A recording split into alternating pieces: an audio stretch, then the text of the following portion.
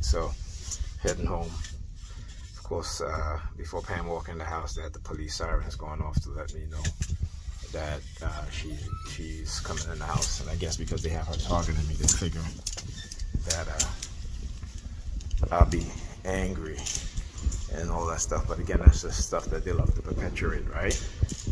We know that, first of all, I don't put my hands on women, but that's what they like to do.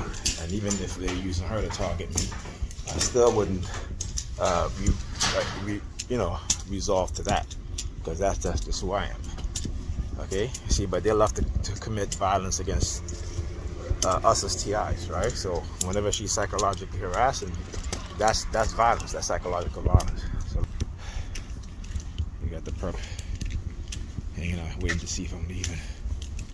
All right, yeah, kicking his shoes out. I see it. Okay, so this is what they do. A bunch of stalkers.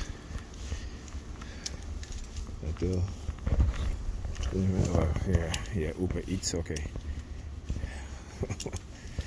Look what he's waiting.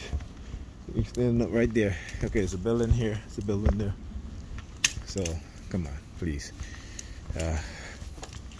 Again, they'll find these people to do this. So anyway, as I was saying, so the police sirens. So then, as Pam, she came in the house.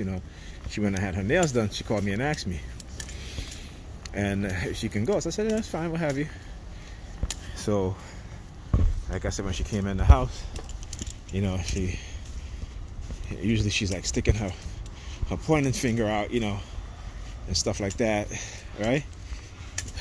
And then what she's doing, she still has a uniform on, right?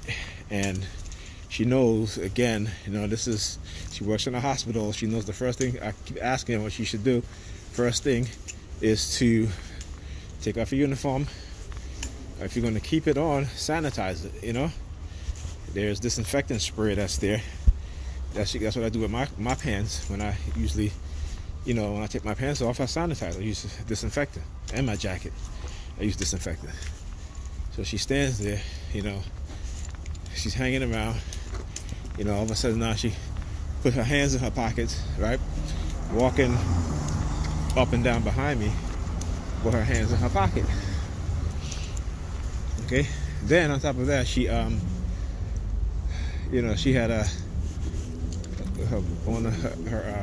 like a shopping bag open, and I see it says Valentino.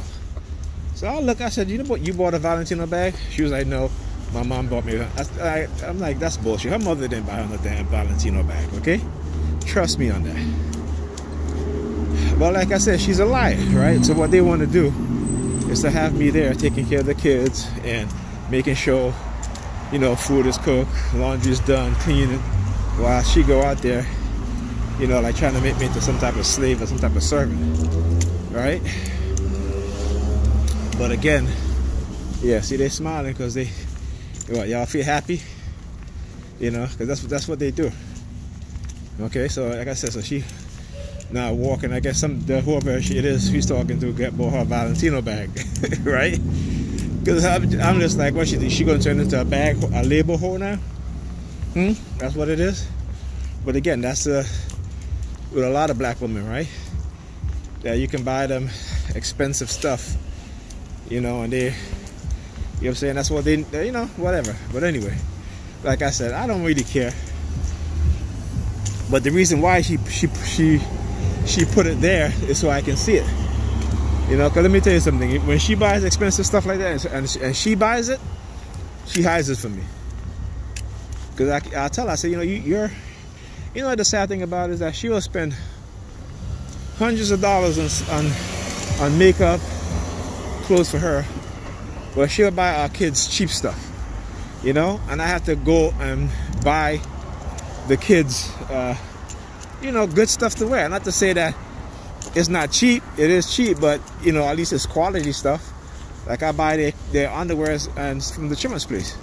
She get them these cheap underwears that when you wash it, it becomes all loose and my son look like he's wearing a goddamn skirt.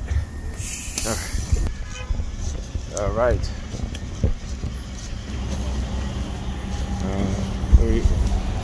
Where was I? So yeah. Hold on. Look at that Texas plate. What did I say? Right? I was talking about Pam was talking about her mother brought her the Valentino bag, and I'm like, yeah, okay. Right? And what do we have here? Texas plate. Why? Her mother lives in Texas. Remember, I keep talking about how they trying to target me and to get me to abandon my kids so she can send them to Texas because she doesn't want to raise them anymore. Okay. So she wants her independence to what have you. But again, it just could be subliminal messages because they lie and they try to deceive you and deceive you. So I could very well be it. So anyway, yep, then my new boots came today. He turned off his lights. Yes, because I'm looking down at my new boots. Check it out. Check it out. My new boots came today. Let's see if they're gonna damage it. Let me see if they're gonna damage it. They don't like it when I wear my brown boots, right? They don't like that shit at all. Hey, but that's their fault. That's not my fault. That's their fault. Whatever they've done, you know what I'm saying, program you with certain colors and shit like that. That's on them. That has nothing to do with me. You know what I'm saying? That is on them. So anyway, yeah, so she, walking up and down behind me with her hands in her pocket, she didn't change her uniform, and it's funny because she's been doing exactly that, taking off her uniform when she gets in the house. But all of a sudden today, like I said, whenever they use her to target me, this is why right before she came in the house, the police sirens were going off, okay? Because, now they're using her to target me. And then I'm leaving and she's like, what's going to happen tomorrow when it snows? So now she doesn't, she's not going to ask me to stay because she knows she wants me to stay. Right? Because it's more convenient for her. Okay? And then this morning, again, I wasn't there because I went home last night. And guess what? Ethan must miss his, Ethan and Alyssa both missed their first period class. Okay, they both missed their first period class. Okay, so yeah. See what's happening is, you got an RN vehicle, RN registered nurse. All right, see. All of a sudden now, it's sending vehicles with the license plate RN. Okay, because Pam is a registered nurse. Anyway, so again, black women, particularly young black mothers and even black mothers in their 40s with young children, they've been programmed a certain way. And this is why, particularly, like I said, there's a high illiterate rate within the black community, particularly within black children, because the majority of them are raised by single black mothers. Okay? I make sure my kids read. I have yet to hear Pam tell our kids that y'all need to read. Okay,